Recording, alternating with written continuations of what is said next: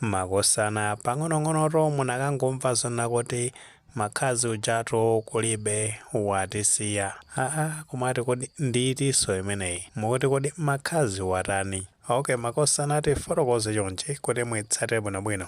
Pali woimba uyu wa ku South Africa ambiri timakondanso nyimbo zake kwambiri. Ameneyi dzina lake ndi Makazi limene ndete lodyera komano lenenera pa msonkho ndi Njivizani Laliviona mwatikhulukirako zinalo popeza ndilachizuluzulu choncho ndi pronunciation yakeyo ndiyovutirapo ndithu kwambiri komano tikhulupira kuti tamvesesa pamenepo. Okay, chimene chinachitika ndichonena kuti Makazi mongatu lero pa 31 December paja kumakazi ochitika zosiyanasiyana kudzungulira pa dziko lapansi. Nde kunoko ku South Africa anamuyitana mashow kuti akayimbe kumeneko anamubuka monga oimba odziwika bwino. Ndenotu anali ndi mashow ambiri pa tsiku la lero lino. Ena amayamba ndithu chigawo chakumawa kwina kunonde kuti amene ukayimba chigawo chakumadzulo kwinako chakumadzulo.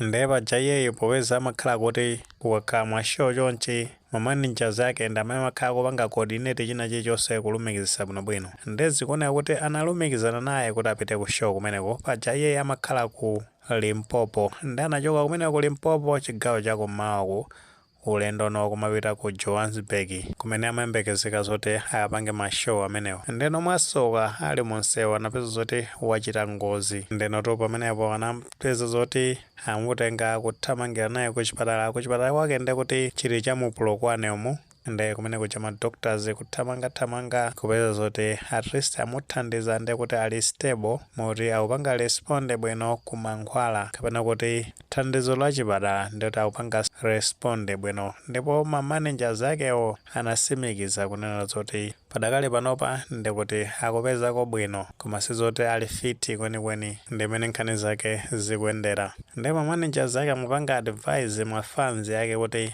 ngati afuna information yambiri ndi utatha kuwira pa page yake kumeneko ndi kumeneno apanga update nkhani yokhuza ndi status yake kaya pali improvement inake kaya ndi kuti amutulusa mchipatala menemo ndi kuti akhala kupanga update kumenekoko ku official page yake. Ndi paja amene Makazi anachoka ndi nyimbo zambiri. Paja anaimba nyimbo ngati Dai Makani ina ndi kuti Jaya Makani Jawani Indipopo ndi nyimbotu zosiyanasiyana zimene anaimba zoti ambiri timazikonda. Paja amakonda kupanga feature nthawi zina ndi kuti ndi Master KG. Kukakhala ku Malawiko paja anabwera kumbuyomu maulendo angapo ndithu tikakumbukira nthawi nake pamene kunali Sunday Music Festival kumeneko kunali kusalima munali mu mwezi wa Oktoba mmenemo chaka cha 2023 anabwera kuzayimba kumeneko kuzakondweresa anthu mu nthawi imeneyo aitotenga ndongomfunira kuchira kwa nsanga kuti apitirize kusangalatsa mafanzi ake. Paja munyengo imeneyi ya zisangalalo kumakhala kuchitika zambiri ena amapeza zoti akuyendesa atakhuta kachaso ndi ngati ena ake tikuyenda timafuna zoti tiyende mosamala ndithu.